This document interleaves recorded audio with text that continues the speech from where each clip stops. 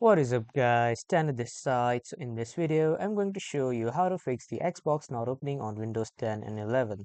So first you need to make sure that you have a proper internet connection and that is fast or enough to run the internet on your laptop or PC. And after that, you just need to open the Xbox application.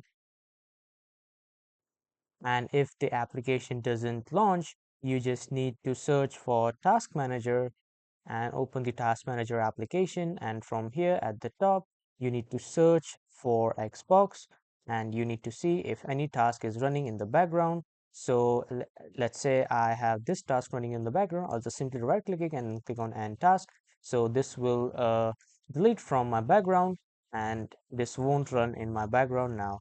Now I will search for Xbox and then I will open the Xbox application, and here as you can see my Xbox application is opening and this is opened. And this is how you can fix this Xbox not opening error by just making sure you have a strong internet connection, and then you just restart it. But if it still doesn't work, your laptop or PC needs a fresh restart. So just restart your laptop or PC and then try to open your Xbox application. It will definitely open. So that was all for this video everyone. Thank you for watching.